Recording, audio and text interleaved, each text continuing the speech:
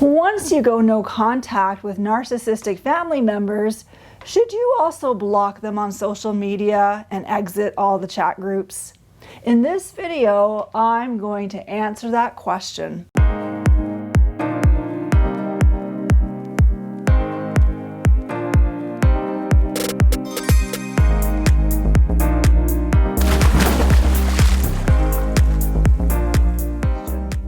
My name is Shaneen Megji. I'm a transition coach. Welcome to my YouTube channel on Toxicity is Not Your Destiny. My mission is to help people navigate toxic relationships and environments in their lives from a biblical, practical, and spiritual perspective. So if you like this video, please take a moment right now to click that subscribe button and click the bell so that you can get all the alerts, because every single week I'm going to be bringing you a new video to empower you in navigating toxic relationships and environments in your life. So now let's dive into the subject. So, should you block your narcissistic family members on social media and online? My simple answer to that question is yes. And in this video, I'm going to talk about why and how you can go about doing it. When it comes to narcissistic abuse and leaving an abusive relationship, it usually means not only dealing with the person that caused the abuse, but the entire system of people that enabled and perpetuated the abuse. So that's why it can be pretty devastating, because you're not only leaving the abusers, but you're also leaving the people who do the bidding of the abuser, who are also complicit in the abuse. And there are people who will deny that there was any abuse. They'll say that the person who is misreading or misunderstanding or misremembering what exactly happened was you. So while you're wanting to expose the lies and speak the truth, you're contending with people who are holding on fiercely to their version of reality and making you out to be the person who's lost their mind or gone crazy. They must make you out to be the crazy one, or else the alternative would shake their world in a way that they're just not ready or willing to face because of what it might cost them.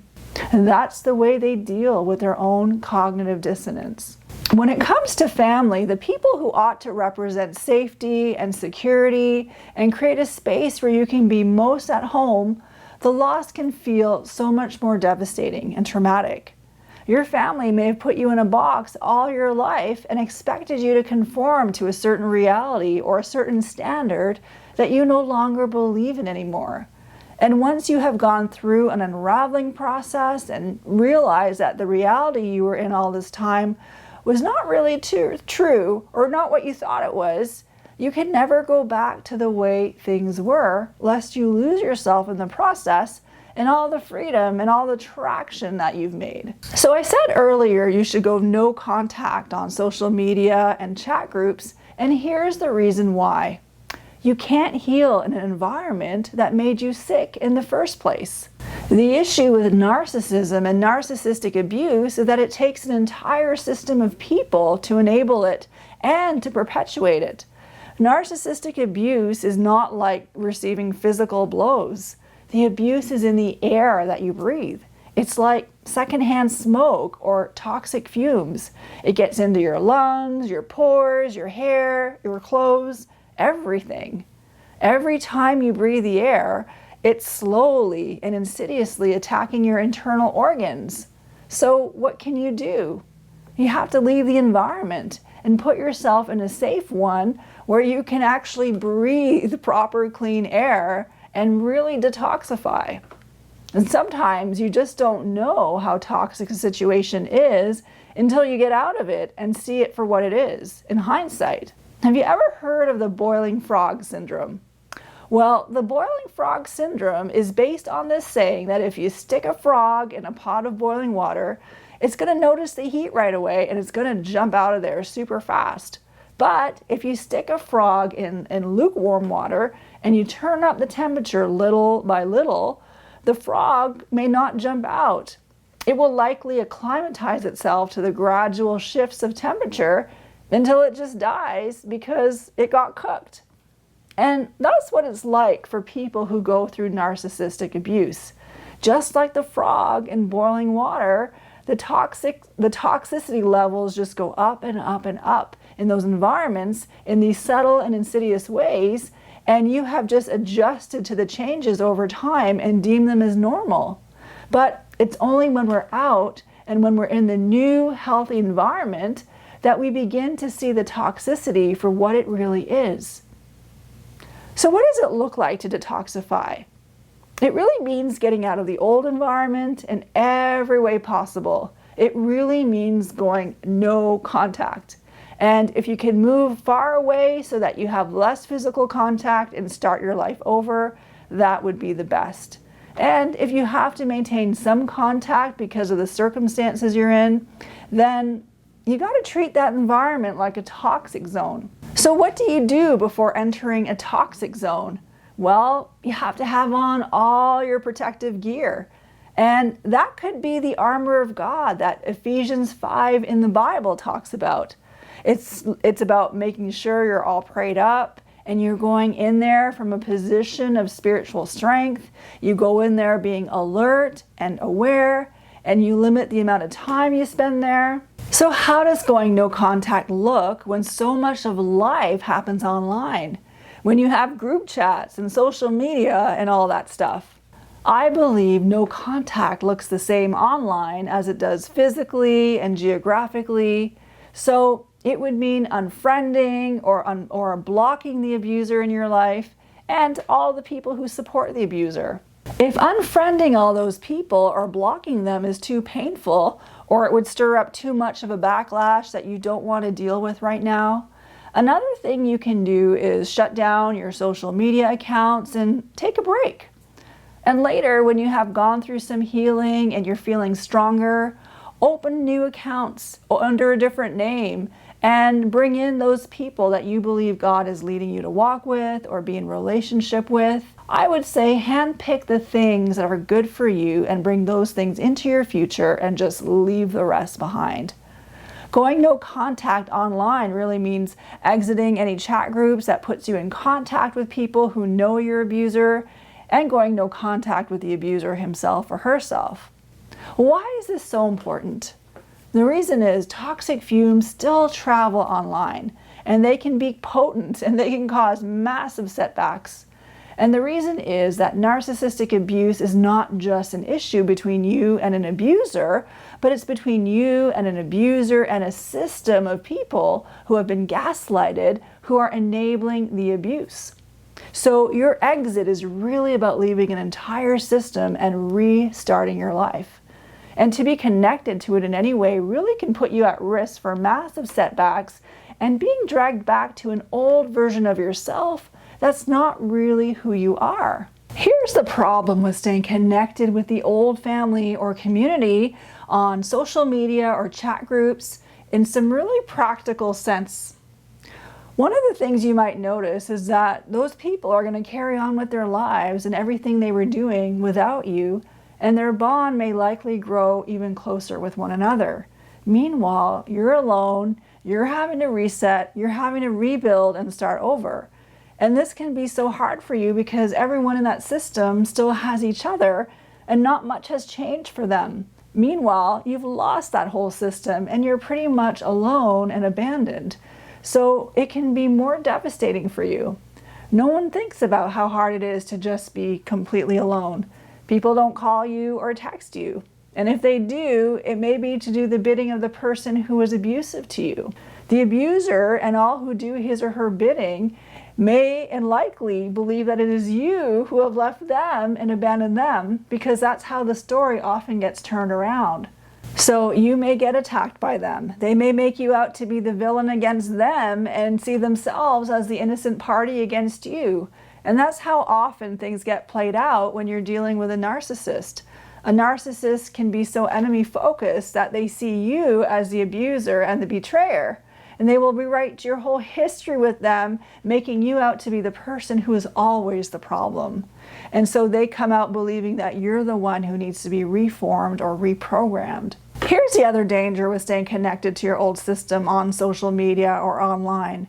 When people know you're on there, they may use that opportunity to make subtle jabs at you or make passive-aggressive comments or posts. They may gaslight you into doubting your perceptions or your discernment or your sense about what happened.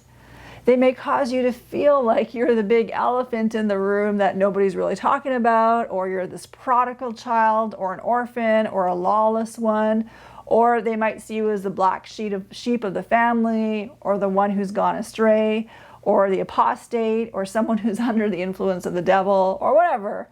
You know, they may just see you as somebody who is beyond remedy in their minds. People online may cause you to feel like you're no longer part of that family or that community. You may see photos of events that you're no longer part of, and everyone else there looks happy, like they're having a great time, and they couldn't care less that you're not there. And that can feel so hard and painful. Here are some other dynamics you could run into online. There may be people who do the bidding of the narcissist in your family, who are watching your every move and reading your every post, and reporting your actions to the narcissist and to that whole system of people. And there could be talks happening about you. So I would just say it's better to rebuild your life quietly without people from your past noticing, if at all possible, or watching you. It may really hit home that nobody gets the deep pain and the heartbreak and the grief that you're going through. They just carry on with life. And they may add more grief by ostracizing you and punishing you for not staying and accepting the abuse, like all of them have just learned to accept and deal with. And people don't say things outright, but you can read between the lines, the nuances, the things that are not said, or the indirect way things are worded, and that in itself can be triggering. You may also be dealing with people who are afraid of suffering the same fate as you if they agree with you or speak up. So what they end up doing is accepting the narcissist's reality with a greater resolve. And those people left behind may end up getting love bombed by the narcissist because the narcissist doesn't want to lose more supply, and they love bomb to actually gaslight the people that are left behind, which can end up temporarily solving all their cognitive dissonance, because in their minds now they can think that the narcissist is great because they're treating them so well. Those people in your family may think it's because of you that the narcissist acted the way they did, but when the narcissist is with them, things are great. Things are better without you. And they may end up getting promoted or elevated in the eyes of the narcissist after you're gone, after they may have been second fiddle all the time that you were there. But now that you're gone, they're being idealized, they're getting all this attention because they stayed while you left.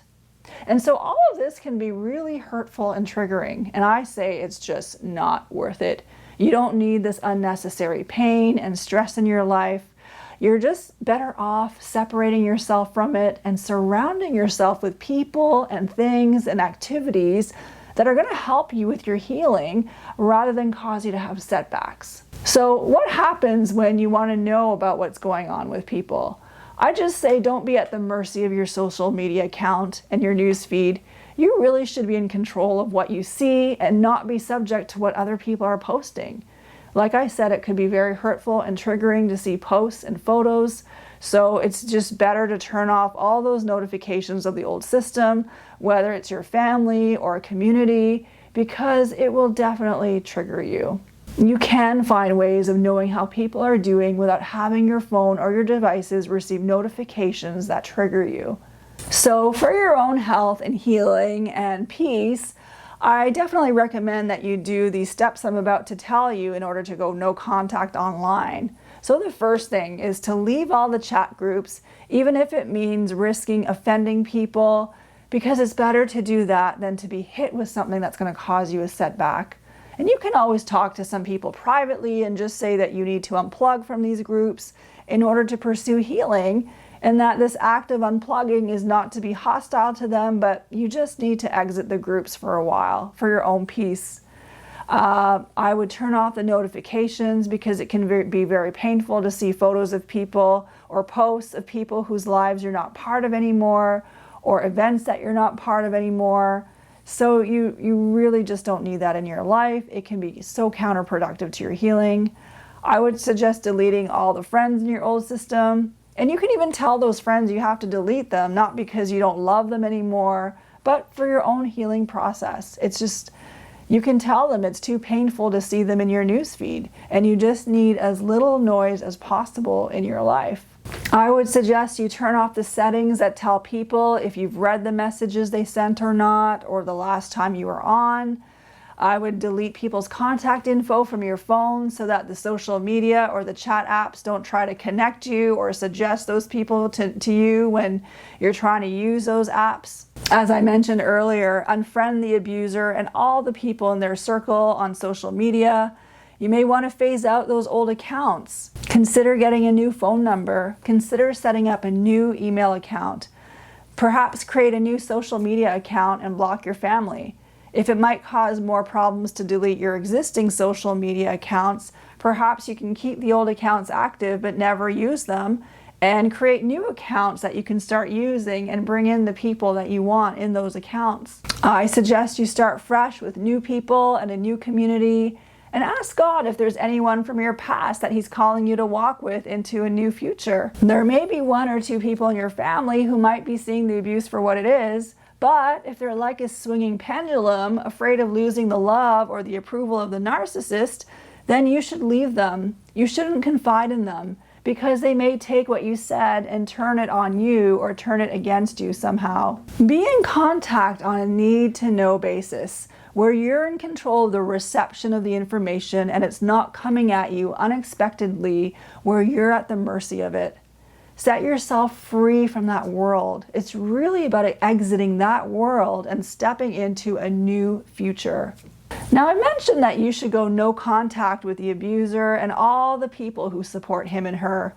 And I also believe you should go no contact with the people who don't want to get involved or who are saying that they want to be neutral in the whole process. So why am I saying that? Because the truth is this: there's no neutral ground here. In the situation you're in, you have two versions of reality, one that is the truth and one that is a lie. Someone who is neutral is not willing to pursue the truth. They're seekers of maintaining a false peace because of what it might cost them to confront what is really going on. So people who say they are neutral are not neutral. They are actually siding with the abuser. It is just too costly for them to pursue the truth. So I would say it is better to let those people go also. And if you cannot do that, then you should at least realize that you can only have so much of an interaction with them. It may be quite superficial. You may just have to coexist with them, because to go any deeper with them can be costly to you, and it could lead you to getting hurt or betrayed. So what is the point of having an unsafe person like that in your life? Why waste your precious time and energy with such people? You have only so much resources and time in your life, so why not just have the few people in your life that you know are supportive, that love you, who are God's gift to you? You may need to do a big cleaning house of relationships in your life, and that might feel very daunting and difficult. But remember this: nature abhors a vacuum. When you create a vacuum of relationships in your life, once you clean house, you will inevitably attract new relationships. It may take time, but it will come. So I would just commit this request to God in prayer, because there are so many amazing people out there in the world to know. I'm telling you, there's no shortage of such people. There's no shortage of family that God can bring into your life. As you heal and become the man or woman God has called you to be, you will attract the people who are aligned with the new you and the person who you are becoming. Leaving a narcissistic relationship is really like God hitting a big reset button on your life. You're getting a second shot at living your life all over again. So I just pray for you. I just pray that God will give you the courage and the grace to take all the steps needed to get out of the toxic environment completely, so that you can breathe in the clean air, so you can heal and detoxify. I just pray that God will bring the right people to surround you and support you in this season. In Jesus' name, amen. I hope these insights were helpful. If you know someone who is in a narcissistic relationship, who is seeking greater understanding on the issues that are at play, share this video with them so that they can get better understanding and clarity to make the right decisions. If you would like to see more content from me and have not subscribed yet, click that subscribe button and click the bell so that you can get all the alerts, because every single week I will be posting a new video to empower you in navigating toxic relationships in your life. And if you like the video, please do give it a like. This just helps me to know what kind of content to put out there. And if you have any suggestions of other content you'd like me to cover, please do drop your ideas in the comments section. I do read your comments and I really appreciate them. So thank you so much for watching. This brings me to the end of my video. Thank you for being there and for commenting and for liking. I appreciate you. Until the next time.